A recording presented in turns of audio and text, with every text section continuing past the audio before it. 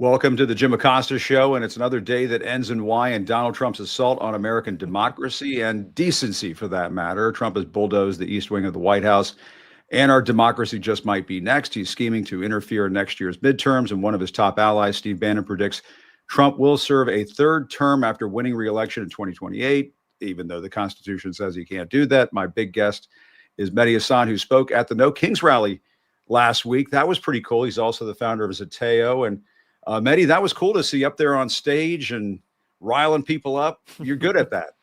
Thank you very much. If we can't rile ourselves up right now, then when, Jim? Yes, there was. It's not like I lacked material. I went up there and they said, speak about immigration, speak about democracy, speak about Gaza. I was like, there's a lot to say about all of those things, and especially in relation to Donald Trump.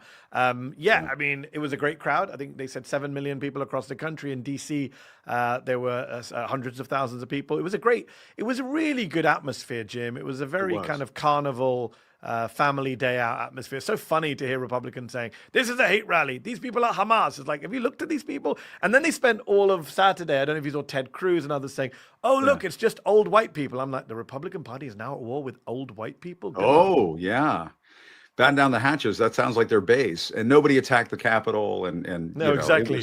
They dressed like animals, and it was what you would expect. But we need to jump right into this because the reason why I booked you, and I just want to tell everybody, I saw Mehdi's tweet, and I read the tweets. I reacted to his tweet.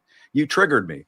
No, but Mehdi tweeted, they're literally shouting it out loud. They're planning to overturn the Constitution of democracy. They're not hiding it. They're bragging about it. And the media are just ignoring it, or worse, normalizing it. He was talking about Steve Bannon saying that Trump's going to go for a third term. And I mean, I've been talking about this for a while now. I mean, I think it's totally plausible that he'll just start running for re-election. He'll just start running for the caucuses and the primaries, and the weak-kneed, cowardly state party officials will just let him get on the ballot and stuff. And I just think there's a scenario where he could do this. Yeah. Just to take this one bite at a time. Your thoughts?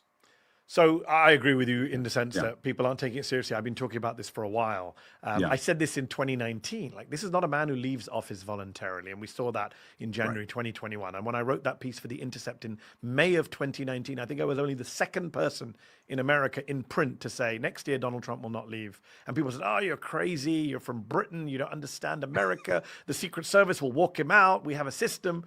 And then we had the first non-peaceful transfer of power in American history. So there's nothing in this man's constitution, if I can use that phrase, that says he's going to leave office voluntarily. And when we talk about third term, Jim, let's just be very clear. A third term means forever. Like, there's no third term and then he decides not to go for a fourth term. Like, third term means it's Donald Trump forever. It just basically means elective dictatorship.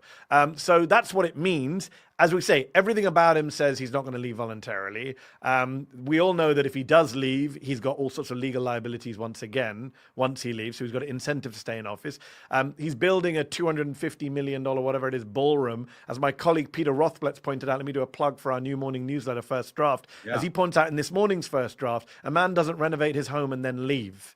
There is a reason they're spending so much money, and he's going to call it the Donald Trump Ballroom. This is his long-term plan. And it's not just about running again. Look at that image. It's a metaphor for our country right now.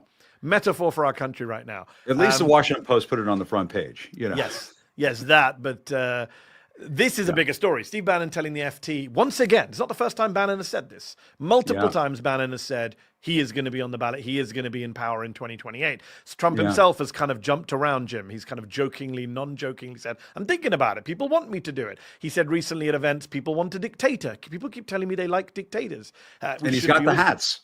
He got the hats, which he hands out to foreign leaders, and he hands out to Schumer and Jeffries, who should have got up and walked out the moment he put those hats on the table. But that speaks volumes about the Democrats. Look, serious point here is he doesn't even have to run in 28. All he has to do is say, we're not going to have any elections. There's a national emergency. There's an act of terror. There's a war. I don't know if you saw his meeting with Zelensky recently, where Zelensky was asked by the press, why aren't you having elections in Ukraine? And Zelensky said, well, we can't have elections. A third of our country is occupied. When the war is over, we will have elections. And Trump's ears perk up, and he says, oh, so you're saying that if you have a war, you don't have to have an election. And then he adds a laugh to give him the deniability. Oh, I'm just joking. but his little brain is whirring. He is thinking in 28. Yes. And we've had this before, by the way, Jim. Rudy Giuliani, after 9/11, privately insisted on cancelling elections and staying in office as an emergency mayor. That was shot down at the time by others. But this time round, there's either the option of cancelling elections, or there's this other insane plan, but nothing's insane in Trump's America, which is like you make him Speaker of the House, and then the president and vice president quit, and then he becomes president, because the Constitution in the 22nd and 12th Amendments only says you can't run for president. It doesn't say you can't be president. This is kind of insane legal pedantry they're looking at, and you don't have to be a member of the House to be Speaker. So he could be Speaker without being elected to that. The whole thing is insane, but then again, this is Trump's America. Insane is actually possible. Yeah, and I just, for the folks who haven't seen it, I want to play the Bannon sound because I know people say, "Oh, he's crazy. You have to write him off. He's nuts. He wears multiple shirts and he has pens and everything." But let's play it and talk about it. Accommodated with that. 22nd Amendment. There's many different alternatives. At the appropriate time, we'll lay out what the plan is, but there's a plan. Different. We had longer odds in 16 and longer odds in 24 than we got in 28. And President Trump will be the president of the United States, and the country needs him to be president of the United States. We have to finish what we started. Trump is a vehicle. I know this will drive you guys crazy, but he's a vehicle of divine providence. He's an instrument. He's very imperfect. He's not churchy, not particularly religious. No, he's not. But he's an instrument of divine will, and you can tell this of how he's pulled this off. We need him for at least one more term. Right, and he'll get that in 28. You're not driving me crazy. I'm really I'm trying to understand the coherence of the things you've just told me. On the one hand, you've said the Constitution is fit for purpose. Secondly, you've said that President Trump needs another term, even though the 22nd Amendment makes pretty clear that he cannot have another term. Why does it make that clear? Because he's on his second term already.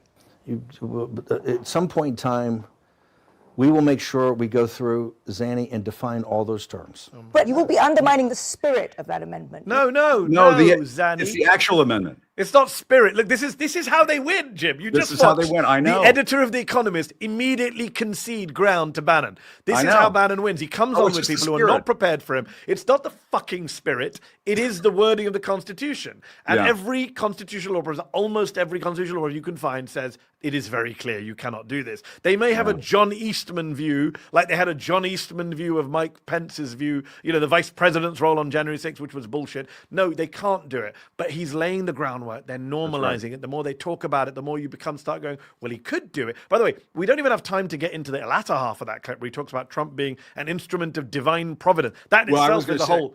And I tell people, it may be God's divine will, but not in the way you think. Yes. Yes. Plague of locusts. That's right. There's all sorts of biblical punishments that he uses instruments for.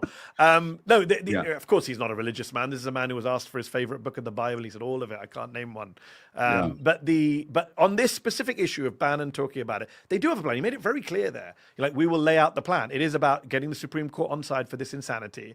And we know the Supreme Court will get on board for all sorts of insanity. And here's the other point, by the way. Don't dismiss Bannon. Bannon is the guy who in 2020, Mother Jones found a recording of Bannon saying, we're not going to accept the result. We're just going to say we don't accept it. It's not a win for Biden, and we're going to contest it. That's the plan. That's exactly what Trump did, or a version of it. The idea that Bannon is not intimately involved in everything that's going on in the White House is absurd. Sorry, there's unprofessional. Well, the thing about Bannon is he intellectualizes for the MAGA right this insane authoritarianism that they're trying to ram down our throat. I mean, that's what he does. By the way, he's loving it. I tweeted last night, he's not joking. There's a huge crisis coming. And he posted on Getter or whatever that right-wing site is. He retweeted me saying, not joking. And I don't think he's joking. Look, he may not be successful. That's a separate issue. Can big D and small d Democrats stop this authoritarian? And that's a different argument. But is he intending to do this? Yes, he very much is. Take him seriously and literally. And we should talk about the East Wing of the White House, because you mentioned at the top of this, some news that I saw just this afternoon, and that is that Trump, this according to Catherine Folders at ABC, is likely to name the ballroom after himself, the President Donald J. Trump ballroom. And I guess the Jeffrey Epstein ballroom is not going to work. I guess they're not going to go with that. But did you have some thoughts on this? A couple of things. One is there's no mandate for this. Of course, they never mentioned it during the election campaign. They never said they're going to spend $250 million doing this. Nobody voted for this. Yesterday, when Caroline Leavitt was asked in the press second, this wasn't supposed to be the priority. She says, this is Donald Trump's priority. She said it's the main thing he's working on, not healthcare or jobs or incomes or investment. No, this is the main thing, the ballroom. And I believe her. Like a stopped clock. I think she's telling the truth. I think it is. I know there are people saying, "Oh, she was taken out of context." She was just talking about the construction of White House grounds. Caroline Leavitt. My colleague Caroline, I don't know. We don't know. I guess you can go in her head and ask her if that was the case. But my colleague Swin Supsang, maybe his big priority.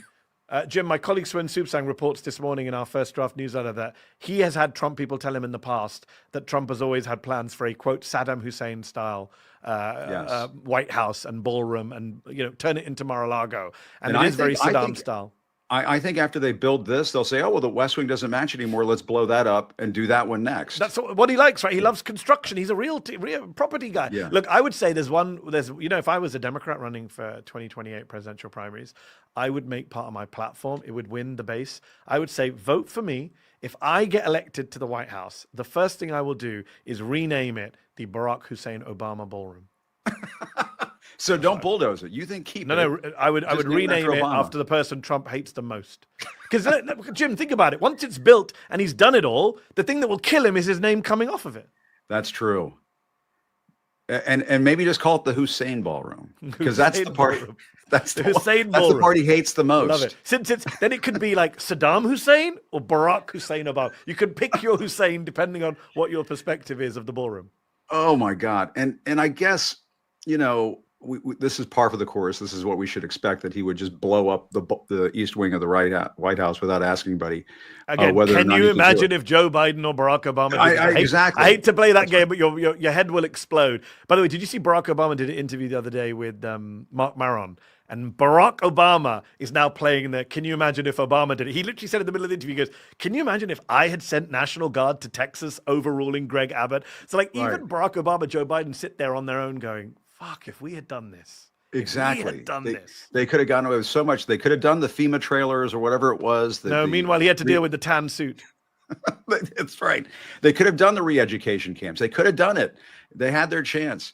But no, it's so true. And it does bother me. People say, "Oh, that's so lazy to, get involved in that kind of intellectual argument." No, it's not. It's the only way of reminding people of the hypocrisy and the normalization of this by our media. By the way, on the craziness of the White House, I don't know if you've seen that. I just saw this before I came on with you. Yeah. The White House website, whitehouse.gov, now has a history of the White House page. We should show this. Let's show this. Major events called Major Events page. And this is the kind of stuff they have. Bill Clinton's affair. They've got Barack Obama in a turban, one of the most racist images that the Clinton campaign actually put out in 2008, which has nothing to do with the White House. It was from way before he was president. There's an image of oh my God, anti-trans thing. There's also Hunter Biden in the tub, and they look like, a packet of crack cocaine was found in the White House, and maybe it was Hunter's. And it's like, this is the official government White House website. We have never been governed by people this childish, this insecure, this petty, this indecent, this crass, this amateurish, this partisan. And I don't know, I really don't know how we recover from this as a country. They're vandalizing the American government's website. I mean, that's what they're doing. But it's also the precedent, Jim. Like, how do you, once you've done this, how do you go back? Like, it's never been done in 100 years. The worst presidents didn't behave like this. I mean, I think it's a great you and I should maybe have a panel discussion where we talk about this. How do we put the pieces back together again? I mean, there are two schools of thought. One is, it's sort of the James Tallarico school, which is you elect somebody who's just so decent and kind and wonderful that it just magically washes away all of the vitriol and bile that we've all been drowning in. Or do you have somebody who comes in and says, listen, motherfuckers, we're going to do to you what you fucking did to us. And did you see Jesse Waters last night on Fox said, I'm really worried about Stephen Miller and Tom Homan. Trump, I don't like Biden's pardons, but Trump should give them preemptive pardons on the way out too, to protect them. And I'm like, first of all, how many crimes have they committed 9 months in that you're already talking about preemptive pardons in 2028? Number two, the hypocrisy of it. But number three, the naivety of Jesse Waters. I wish we had a Democratic Party that would actually pose a threat to Miller and Homan. He has nothing to worry about. I wish a Democratic Party would actually go after them. And I'm glad you mentioned that, because I do want to get into, I just saw this afternoon that Hakeem Jeffries, the Democratic House leader, has now endorsed Zohran Mamdani for mayor of New York. And it's taken a long, long time. And I saw you posted about that too. And, I guess maybe I'm more of a creature of Washington, where I get it a little bit why it took him so long.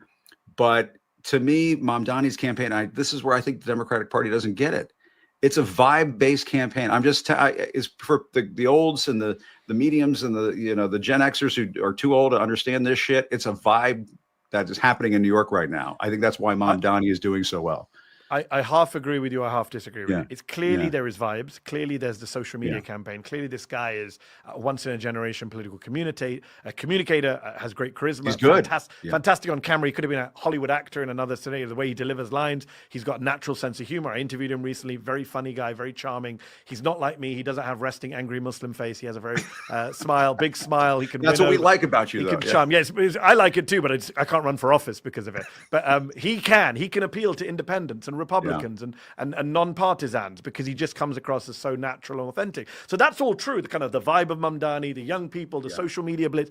But it's not just vibes, right? He's tied it to a very specific substantive campaign about affordability, about radical policy ambitions, about not letting Republicans define the terms of the debate, about not backing down from policies when you're attacked. Democrats are so used to being told, they asked me how I can pay for that. I can't, so I'm going to drop that policy. They asked me for a 70-page document to explain what I'm doing. Or they called me a socialist, so I dropped.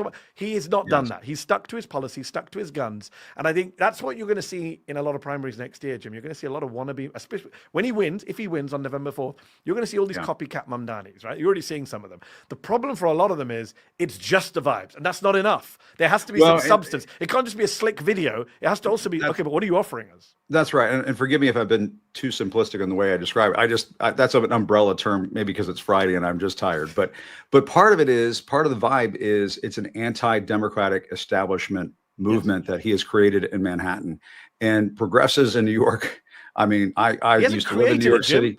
He's kind of ridden. He's ridden the wave. It's there. Yes, and he's seen it, and it's in other cities and other states. Graham Plattner in Maine. Have you seen the polling today from Maine? His polls have gone up, not down, since the Nazi tattoo story. Yeah, what's the deal with the tattoo? He had this tattoo. Yeah, I'm not defending the tattoo. The tattoo is absurd, and his defense is not great. I'm just saying the anger at the establishment is so great that even a Nazi tattoo is not stopping him from beating the sitting Democratic governor by double digits in the polls. So this anger is everywhere. Bernie gets it, AOC gets it, Plattner gets it, Mamdani. You know who doesn't get it? Hakeem Jeffries. You know who else doesn't get it? Chuck Schumer, who still shamefully has not endorsed. But let me ask you this. Does it make more sense, though, for Mainers to have the governor of Maine be the Democratic candidate? I mean, I get that, people are fired up and they're ready to eat the furniture and people are pissed off and no kings and all that. I totally get it. I'm right there with you. But at the same time, if you don't have the majority, that's no. It's a fair question. I do think it's a legitimate debate. In fact, we hosted a debate on Zeteo yesterday because I myself am torn on this. While I sympathize with Plattner's platform, I like him as a guy. Clearly, the energy, the vibes are what we need. I'm not also going to dismiss the fact that there's a lot of scandals associated with him and who knows what else will come out. And the sitting Democratic governor did win by double digits in 2022. So he's very viable. But and she stood up to Trump and she did, remember that? She did stand up to Trump. She's super old, Jim. She said she's only going to run for one term at a time when the Democratic Party gerontocracy has been really bad. But the Republicans don't care. Like, this is what I say to the Democrats. If you want to win, what did they used to say? If you want to live like the Republicans, vote for the Democrats. I know that. And I think this is a similar situation. Chuck Grassley is 170 years old. Oh yeah, the hypocrisy of the right is there. I'm just saying. Roll around on a cart, So the debate we had yesterday, we had Cenk Uygur on from the Young Turks, who was defending Plattner, and he made the point, which I think is a good point, which is we have imbibed too easily this idea that centrists, or whatever you want to call them, establishment Democrats, are just inherently ipso facto more electable. And I'm not sure the record is always the case. Look in Maine. They've tried to defeat Susan Collins many times. Sarah Gideon, I think, spent $60 million and lost. So I think there is an argument for the left of the party to say, we tried your way multiple times in Maine. Why don't we try something different? A guy who's authentic, is an oysterman, is winning by double digits in the polls, is pulling out huge crowds in the cold and the rain. I do think there's a fair argument. That's not to dismiss the kind of controversy surrounding Grand Platinum. I'm just saying it is a 79-year-old, I think she's 79, promising one term, and you know. And we have a 79-year-old president who wants to run forever. I mean, so I don't know. To me, it's sort of like, you know. Look, whoever the candidate is, I hope they beat a helmet. You know, whoever the candidate ends up being, I hope they beat Susan Collins, who is one of the worst Republicans in the Senate. In many ways, she's worse than the MAGA people, because at least the MAGA people are open about what they believe and want. She plays this fake moderate game while enabling the Trump agenda at every turn, enabling this reactionary court at every turn. I'm concerned. Or what about my favorite? I think he's learned his lessons. Remember that? A classic line will be inscribed on her tombstone. So yes, she needs to be defeated. That's like right next to the ones who said I didn't read the tweet. But and then Trump sending the aircraft carrier towards Venezuela. Are we going to go to war with Venezuela to distract from the Epstein files? Is that the next distraction to come? They shut down the government. They bulldozed the White House. Now we're going to go to war. Yeah, we published an op-ed recently from Wes Bryant, who's a former military man, saying that, you know, we are sleepwalking into a war with Venezuela because we're not even really talking about it. It's not like the Iraq war where we have protests on the streets and massive debates in the House and Senate. It's almost Democrats have been AWOL again. Schumer Joffrey's completely AWOL because they don't want to be seen as pro-Maduro, right? So they can't bring themselves just to say what Donald Trump's doing is completely wrong. It's dangerous. It's escalation. It's illegal. It's murder, Jim. Let's just be very clear. They're killing fishermen in the Caribbean. And I think they shot the 10th boat today. Was it yesterday or today? That's right. The 10th boat went down, and he said we killed 8 guys or 6 guys. We've lost track of how many people they have just killed. And we got, and you were obviously at CNN, so you weren't able to get angry in the way I was, but I got angry when Barack Obama was drone striking people. It became one of the biggest critiques of Obama, legitimate critiques, was he was dubbed the drone president. He killed people, including an American citizen, without a trial, right? And that was a legitimate critique. Why are we giving a pass to Donald Trump as he's just drone striking fishermen in the Caribbean? He's killing unknown people. We know they're innocent because they just got 2 of them and then sent them back without any charges or arrest or trial. Right. So we know. I mean, I'm sorry. The drones. Do the drones know for certain that these are drug cartel people? I mean, I just don't see how that's even possible. In fact, we know from New York Times reporting and others reporting that these people are not narco-terrorists. They've spoken to their families who've said, no, this was my husband. He's a fisherman. We can prove it. So they're killing these people. And yes, Donald Trump is ramping up on Venezuela. He shut down Rick Grinnell, a man I cannot stand. Never thought I'm going to have to go take a shower after this, Jim. But I'm going to defend Rick Grinnell, a man I've clashed with on social media. Horrible right-wing troll. But he was the envoy to Venezuela, and he was actually trying to tamp things down. He had a good direct line with Maduro. Got some American detainees released, hostages released. And Trump basically fired him, sidelined him to stop it. I wonder if some weird, twisted way, if Trump thinks this is a way to claw back some Hispanic voters going into the midterms or something along those lines. Maybe. I mean, it's so hard to read this one, but I would say the irony of the guy insisting he be given a Nobel Peace Prize while he ramps up for an illegal, unprovoked war of aggression against a country in Latin America. Hey, I want to bring in a friend here just before you go, Mehdi, because I know you have to go in just a couple seconds. Is Katie in the room? Katie is in the house. There's Katie Phang. How are you doing? Mehdi, it's our ex-MSNBC reunion. It's been too long. How are you? Stars of Cable unite. Here you go. Or maybe, Stars of Cable unite. It's like the crossover event that hadn't happened, that needed to happen. And then, of course, Jim makes me come in after the exceptionally eloquent and remarkable Mehdi Hasan. I don't sound like you. I'm just not as smart, so I'm just going to you're smarter, and I just do the ranting with my anger. We are the ex-stars. Rick Grinnell, so I don't know how. I'm going to take a shower right now. Oh my God! We are the ESPN show where we put the score at the bottom. Mehdi's score just went down like 10 digits. You know. Can I? In my defense, I defended Rick Grinnell to prevent a war of aggression. But but I would say this: the ex-stars of cable news. Can I just be clear to people watching? With bigger audiences now. That's true. Brother. Just saying. Independent media. It's here. Just saying. It's here to stay. Well, Mehdi, you were one of the frontiersmen. Let's put it that way. I do like to say I was one of the first. I will take that, Katie, and I will bank that I was one of the first to make the jump and start something on Substack and on YouTube. I was delighted to see Jim come over, and since then Joy, and since then you, and since then Terry Moran, and may there be many more. There will be. Absolutely. But I miss you, Mehdi. Maybe Jesse Waters. No, he'll never leave, though. All right. Well, Jim, next time you got to get me and Katie on together. I have to run now, but let's do it. I would love to do it. Mehdi Crockett, great to see you. King of the wild frontier of independent media. Mehdi, good to see you, man. I got him right there at the end. His face was priceless, Michael. That was good. That was awesome. Did you see his face? You can't get Mehdi. I mean, he's just he moves too fast. That's the thing. For an old guy, he moves fast. Aside, though, like before we kind of dive into the substance, I got to tell you, man, like Mehdi and I were very close when he was at originally Peacock, right? Which was that failed venture that they tried to do. And then at MSNBC. And you guys were great.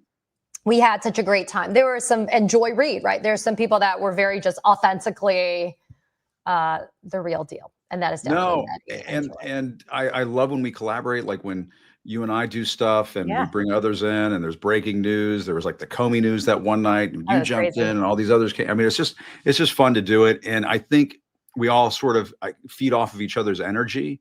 And there's sort of because, when we host our own shows, we're sort of at home and we're talking to other folks and there's Zoom places and all that stuff. Yeah.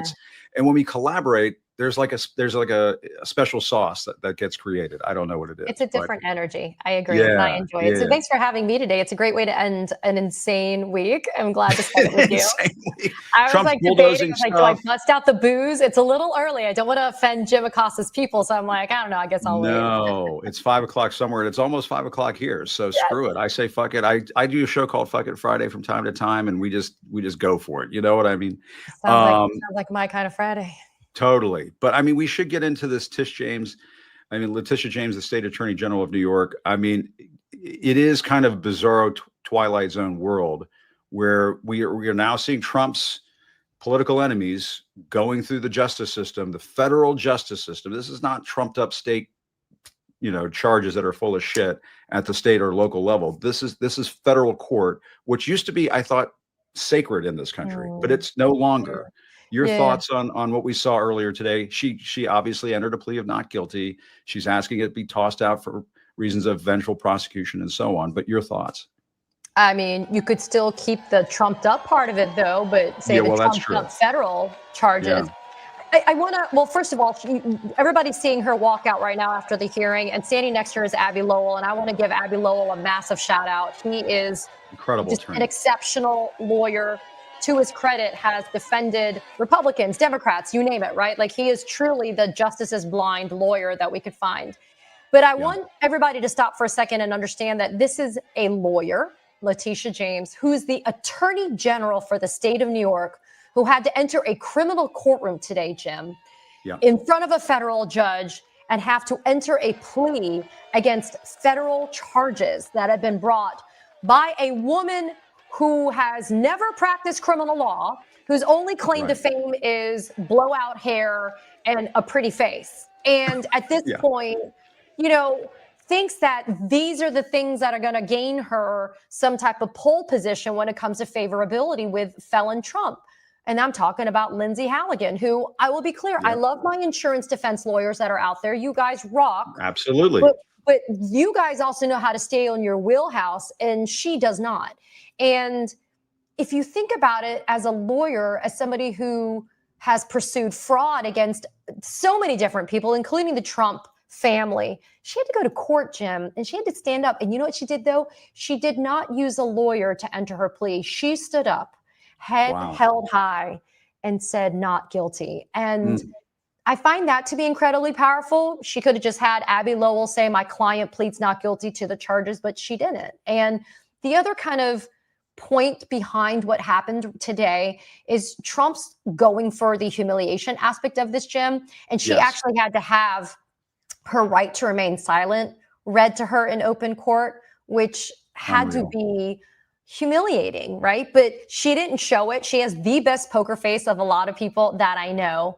But we'll eventually get to the real meat of it. But there's a few things I just want to tell folks that came out of today. One, the disqualification of Lindsay Halligan due to the invalidity of her appointment, that is being challenged by Tish James as well as James Comey. And today there's been a merger of those arguments. So both of those cases, in terms of trying to get the, Lindsay Halligan tossed off of it, those will travel together, which is good.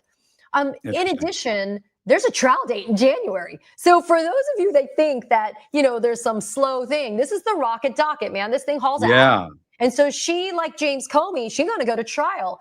And more evidence is coming out as it's being dripped and drabbed out, that's being released to the public, that underscores that there is no case here against Attorney General Letitia James. And I am just looking forward to the day where Halligan has mud on her face on this one, because assuming arguendo, she makes it that far, Jim, but hell yeah, Abby Lowell will school her, and Pat Fitzgerald on behalf of James Comey will school her. She doesn't know what's coming. And I'm glad. She deserves it. Well, let's play a little bit of what the Attorney General said, because I think it would be good to hear some of what she said. And she summed it up nicely, I think. This justice system, which has been used as a tool of revenge and a weapon against those individuals who simply did their job and who stood up for the rule of law.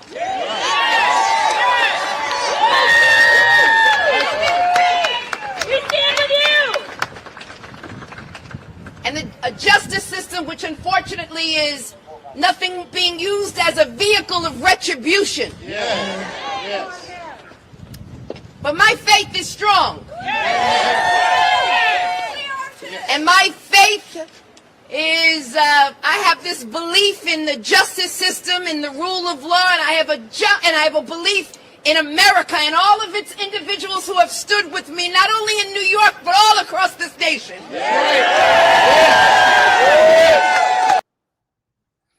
A tool of revenge. I mean, a vehicle of retribution. Those are the words that she used. He said, I will be your retribution president. Did he not? And those idiots that didn't really listen to what he had to say. I mean, she echoes what James Comey said, which is, I still believe in our system. You would expect people that are now being victimized by a weaponized system to rail against the system, Jim. And what have they said? Both of them have said, I still believe in the rule of law and I believe in our system. And and I think that's incredibly powerful, because people are so tired of just feeling like they're constantly under assault, that to be reminded that even those that are truly in the crosshairs of Donald Trump right now, that they still believe in the integrity of our system, should make us feel better, that when we continue to go back to that system to seek justice, that there's a reason why we're doing that. No, I think that's so right. But here's, I need to ask the layman questions, because I think the layman questions are important here. And they betray my ignorance. But why couldn't the judge just say right off the bat today, this is horseshit and not so many words, I'm throwing this out right now? I don't understand in the Comey case and in Comey arraignment and in the Tish James arraignment, and these federal judges must know in the back of their heads, I'm just waiting for my moment to say we're throwing this shit out, right? I just have to think that. Her judge is I mean, all these judges are incredibly bright, but her judge, especially Letitia James's judge, is just a spectacular judge. He's a Biden appointee and just really amazing. So the reason why is we have now become a little bit used to the theatrics of TV and the movies, right? I know. So that doesn't happen. But that being said, I want to kind of lob something back at you, which is, can you imagine how much shit would happen that would come from the Republicans and on Fox News and from Trump if the judge were have done that today, instead of actually having some measure of the process kind of spool out a little bit? Now, look, her lawyer, Abby Lowell, motioned to dismiss for selective and vindictive prosecution, motion to disqualify Lindsay Halligan, right? I mean, there's a million and one things that are coming down the pipeline that are a almost a la carte menu for the judges that are on Comey and on James to pick and choose and say, I grant that motion to dismiss. And remember, though, any of these things are going to be appealed, right? And so because of that, there's going to be some measure of scrutiny. And so if you're a judge and you don't believe in these prosecutions, but you're smart, you're going to want to use some strategery, and you're going to want to kind of wait for a really good opportunity to lower the boom in a way that's most impactful. That makes sense. And it also, I guess, inspires, or you at least hope it inspires, some confidence in MAGA world that our justice system is supposed to operate in a certain way. But I mean, to me, there's a part of me that just thinks the judges should just throw this out, because to me, this shouldn't even be, in front of a judge in the first place. I think we are already doing damage to our federal judiciary with these cases being brought forward, and that just having an arraignment hearing adds kind of a veneer of credibility it just doesn't deserve. And I know what you're saying, like, we got to protect the process for future presidents, future generations. And maybe that's what we have to hold on to here. But it just, it pisses me off that he's able to use the system in this fashion. Yeah, it's the true weaponization of the system, of the process and the procedures. But I will say this though, Jim, you know, at this point, it's a kind of interesting peeling back and opening of the curtain into a process of asking ourselves, how fair is the grand jury process, right? Like, how fair are certain of these steps in the judicial system that a lot of us are privileged to have not had to go through it before, right? And then that's why our jobs, you, me, Mehdi, and others, that's why it's so important for us to have conversations about the gross, I call it, partisan hackery of Lindsay Halligan, right? And Alina Habba and others, Todd Blanche, right? All of these people. That's why our job becomes so critically important, especially in independent media, where we don't have to worry about watching our words, watching our tone, being too aggressive about calling it out for what it is. This is when we have the obligation to continue the education that we do. And part of that does include expressing our disgust that this woman today, an accomplished lawyer, has to go and defend herself in this way. And by the way, you can't just do this shit for free. You have to crowdfund to be able to pay for these attorney's fees. Like, this whole thing is so expensive, and it's meant to break you. It's meant to break you. It is. We need to switch gears because I want to make sure we have some time to talk about the founder of the crypto exchange Binance. Yeah, the Changpeng Zhao. He called CZ. I call him the Changpeng Zhao. He was convicted, and he's gotten a pardon now from Trump. And this guy Zhao was involved in boosting Trump's family crypto, whatever you want to call it. To me, it seems like a scam that they've been able to grow this crypto empire while he's been in office. And Zhao has helped with that, and now he's gotten a pardon out of it. And Caroline Levin put out a tweet saying Trump has exercised his constitutional authority by issuing a pardon for Mr. Zhao, who was prosecuted by the Biden administration in their war on cryptocurrency. The war on crypto is over. I mean, it's almost like we're just announcing to the world that we're opening up the floodgates to corruption through this Bitcoin crypto shit. But I mean, your thoughts on you understand my thoughts, but your thoughts on this, because it's just out in the open. It's actually such a great juxtaposition to what we just talked about, the integrity, the nobility of somebody like Letitia James, who's an attorney general. And then you compare that to Zhao, who again, his nickname is CZ. Now, he was the founder of Binance, which is a huge cryptocurrency platform. And just a couple of years ago, he pled guilty to money laundering and had to go do 4 months in prison, which for some people may not be a lot. But at the same time, the company Binance actually had to pay $4.3 billion and was banned from operating in the United States. Why? Because they were facilitating money laundering for entities and people and groups like Hamas.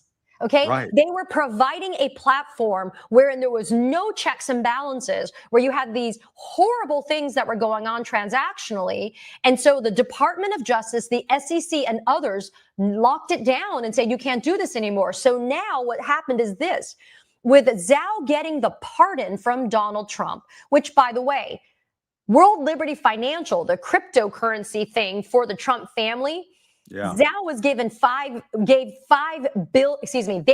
Trump family made $5 billion in profits. And Zhao has been in talks to buy into a stake into World Liberty. So it's all of this disgusting quid pro quo. But here's the thing: with Zhao getting a pardon, as we know now, your conviction is gone. Means he's no longer a convicted felon. So he's not a shareholders get nervous and people get nervous if they're like, oh, wow, the leader of the company is a convicted felon. Well, no, actually, if you're not and you're pardoned and you're back in the US, then you're going to be able to get better commercial relationships. The other thing I want to talk about is this.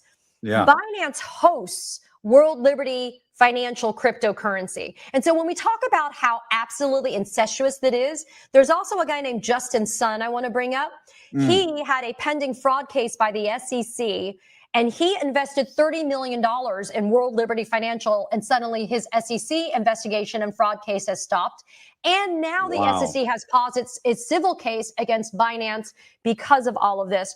Binance has reached out to Trump allies for more than a year, Jim, to make this deal. The greasing of the palms has been going on. And so the corruption is legion.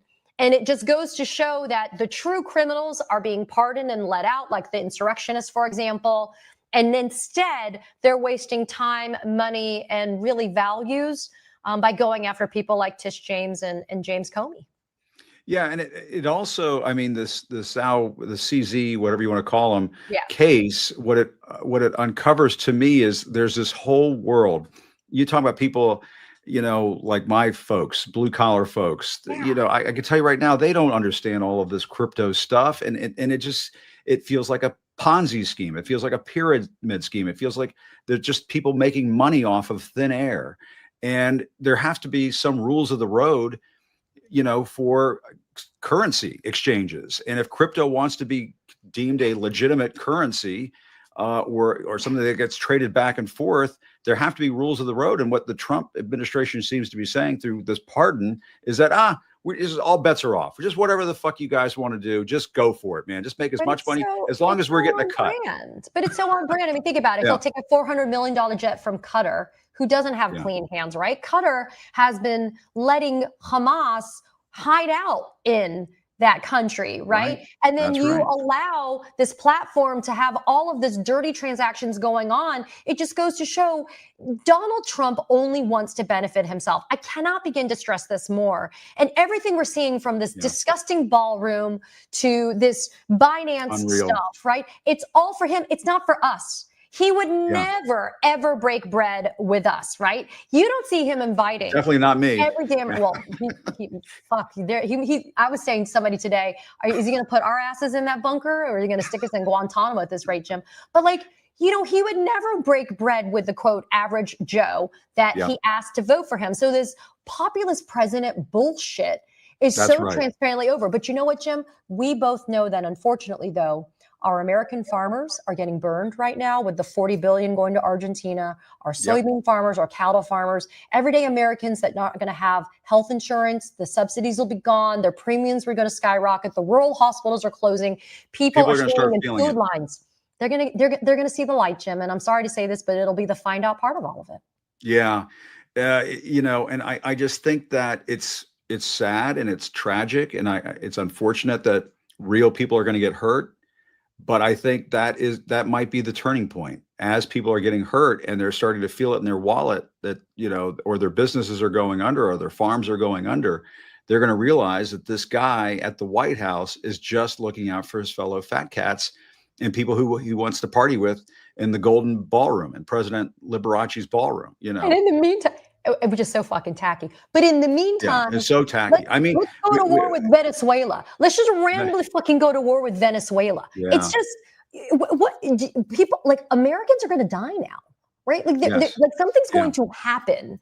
And I think this is his latest Epstein distraction. I think this is, you know, the ballroom thing that lasted for a week. He's got to come up with something else. So let's make the media worry that he's going to go to war, and that'll be next week's thing, you know. And he may change. He'll have his ADHD moment, and he'll change his mind and focus on something else. The next distraction, mark my words, even though there's nothing there, as was the fact with these other cases, he's going to indict Adam Schiff. Just watch. That's going to be the next one. And let's talk about that, because yesterday there was all this reporting. Ken Delanian was reporting, I think, with Carol Leonnig, that there was a prosecutor there in Maryland who said, you know what, we've looked at this, there's no case. And then Todd Blanche comes out of the woodwork. James Comey. And the same thing happened for Tish James. And they wipe their asses with it. And they say, well, it doesn't fit with our agenda. So we're going to silence you, fire you, or ignore you. And we're just going to move ahead. No, I think Adam Schiff, I'm very worried about that. I'm worried about John Brennan. I think Trump is going down his list. And that is why these judges who are handling these cases like Comey, like Tish James, all they need to do, all the prosecutor or the defense needs to do is show the judge his Truth Social posts. I mean, the president himself has said, these are the people, A, B, C, D. These are the people I want you to go after. It should be case dismissed. The president's not allowed to do that in this country. Can't put your thumb on the scales of justice. Well, I will say this very quickly. There is a shining light example. Kilmar Abrego Garcia, who truly, if there was an example of vindictive prosecution, it's that poor man. Okay, so there's a judge in Tennessee a few weeks ago who said, you know what, Kilmar, I'm gonna let you have discovery and an evidentiary hearing on your motion to dismiss for selective and vindictive prosecution. And that judge cited to Todd Blanche's own words on Fox News and otherwise to show that. And so these are very high burdens. They're very high standards to meet to deal with selective and vindictive prosecution under the law. But I agree with you. There is enough there for the defenses collectively. And think about it. There's so much overlap that when you get a good ruling in one, it's going to help in another. And we're kind of building this coalition against the Trump administration. But we are seeing certain judges that are saying, not on my watch.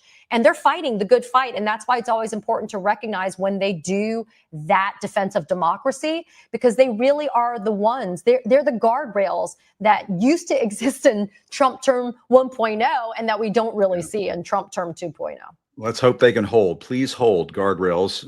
Judge Guardrail, we need you.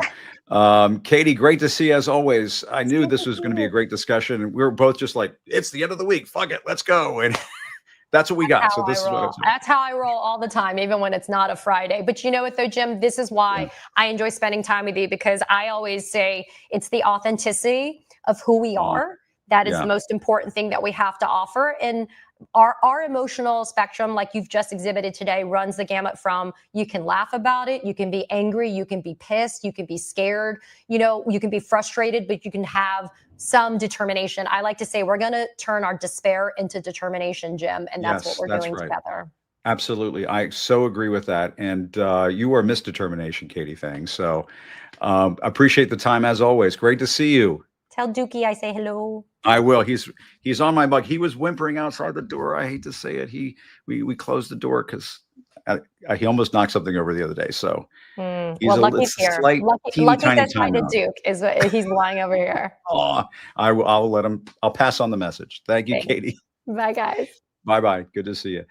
I know, and I'm sure the comments are like, let Duke in, let Duke in.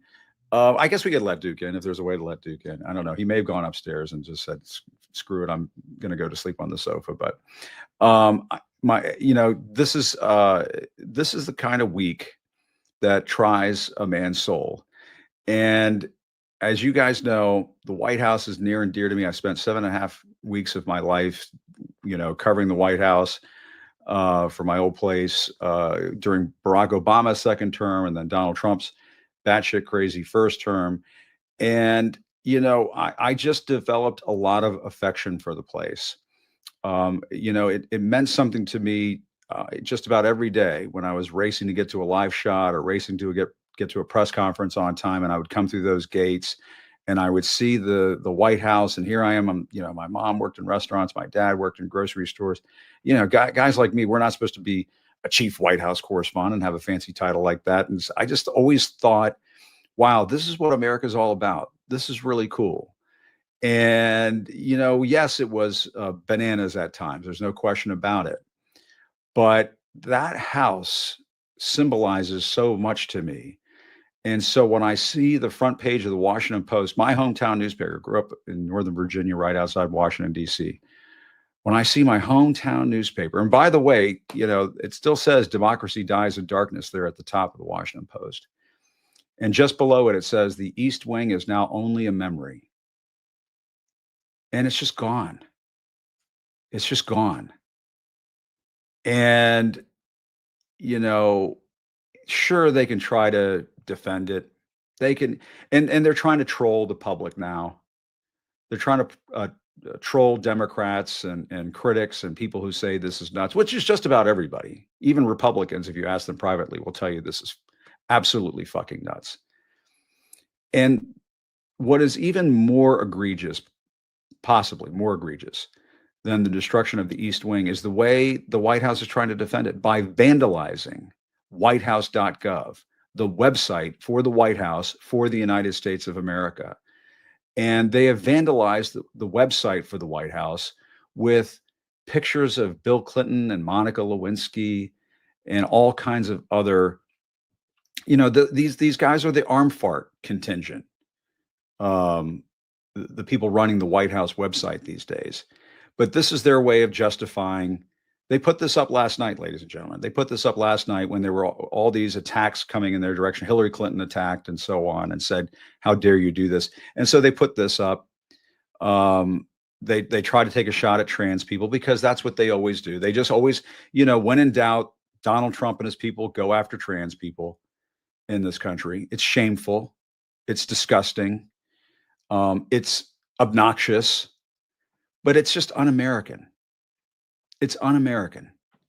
It's un-American to, on your own, unilaterally, without talking to anybody outside of the executive branch of government, to knock down the East Wing of the White House. It's just un-American. Donald Trump this week has committed a crime against all of us, you and me and the American people who care about this country, who care about this building that symbolizes so much.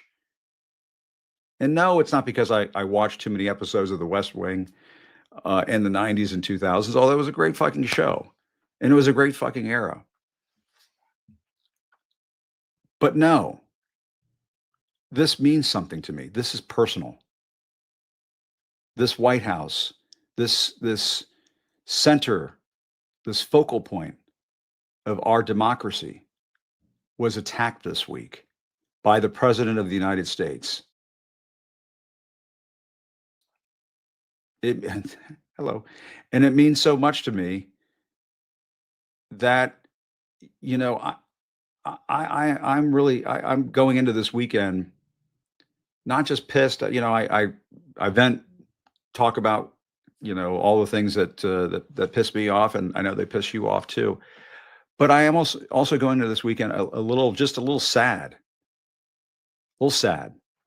that this was taken away from us.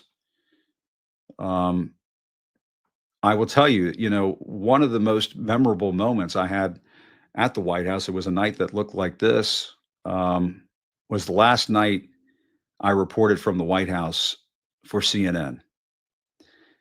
And it was January 19th, 2021. We had just gone through January 6th. Trump had been kicked off of social media because the country was worried he was going to incite another insurrection. And I remember being there on the grounds of the White House. That's the north lawn of the White House. And looking back and just saying, I hope we're going to be okay. I hope we're going to be okay. And the next morning, folks may not remember this, the next morning, January 20th, the inauguration day for Joe Biden, I was the one who rode with Donald Trump on Air Force One. I was in the White House press pool that day. I rode with Donald Trump on Air Force One to drop his ass off in Mar-a-Lago. And remember, they had the whole departure ceremony at Joint Base Andrews, and the Donald Trump Jr. was crying, and Eric Trump was crying, and Ivanka and Jared, they were crying. They were all crying. I wasn't crying. I was like, yes, he's getting, get the fuck out of here. But no, I got on Air Force One and we flew down and we dropped him off at the airport there in Palm Beach. And I remember thinking to myself, my God, I can't believe we got through this. My God, I can't believe we got him out of DC. We got him out of the White House. He's on his way. Please, God, let this man never come back to Washington, D.C. And of course, he gets elected back into the White House. But I will always tell people, and I will say this here, is that we were lucky as hell to get rid of him the first time. We were lucky as hell to get rid of him the first time. And my deep concern is that he has learned from that experience and that he has no plans of leaving the next time. He has no plans of leaving the next time via an election. And when Steve Bannon is talking about Donald Trump is going to run for president in 2028, he's going to win in 2028, he's going to be president again, that people need to get ready for that. They are dead fucking serious, ladies and gentlemen. They are dead fucking serious. He believes everything that he is saying there. And he is one of these evil sons of bitches whispering in Donald Trump's ear on a regular basis. And they are all saying it. When Stephen Miller the other day was saying, oh my God, this country was going to be over for this country if you had not become president again. This is the kind of psychotic shit that they are saying to him on a daily basis. And my concern is that Folks, the leveling of the East Wing of the White House is just the beginning. It is just the beginning. And these corporations who have signed on to be sponsors of his ballroom, you have to understand what you have signed up for. You have gotten in league with a man who is deeply unwell. Not just deeply unserious, he is deeply unwell. Think about how unwell you have to be to unilaterally take down the fucking East Wing of the White House, which had the presidential movie theater. It had all of these wonderful memories, Eleanor Roosevelt's old office, the whole 9 yards. Just wiped it out. How unwell do you have to be as the president of the United States to do such a thing? And Steve Bannon is saying he's going to run for a third term. And Stephen Miller is saying, my goodness, if Donald Trump was not president, we would all be finished. Ladies and gentlemen, going into this weekend, don't be angry. Don't be sad. Go into this weekend with a clear-eyed determination of what is needed in the months ahead. A clear-eyed determination of what is needed in the months ahead. And that is everything you've got. Everything you've got has to be put into this next year. We're almost to the November elections that are going to take place in Virginia and New Jersey. 1 year from now, about 1 year from now, will be the November midterms of 2026. You are going to have to give it everything you've got to save this country from a madman who calls himself president, a madman who wants to name this ballroom after himself. Who the fuck does he think he is? Saddam Hussein? I think he does. I think he does. And so please understand, this is all riding on you. We have to rebuild that East Wing and put it back just the way it was. And we're going to have to rebuild this country and put it back the way it was when he's gone. There will be no third term.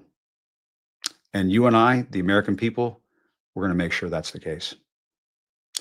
My thanks to Mehdi Hasan. My thanks to Katie Phang. Thanks everybody for watching. I don't say this enough, but I'm going to say it here. Don't forget to subscribe. Don't forget to click the like buttons. Don't forget to hit those heart buttons. It does make a difference with all the algorithms and all the stuff that people have come up with for social media these days. It means a lot to me too. And thank you everybody for tuning in day after day, week after week. It means so much to me. Still reporting from Washington, I'm Jim Acosta. Have a great weekend. I'll see you next time. I've heard from just about every jurisdiction in this nation who have said stand up and be tall. And never ever cow down or back down or break or bend. So there's no fear today. No fear. No fear. No fear. No fear. Because I believe that justice will rain down like water and righteousness like a mighty stream.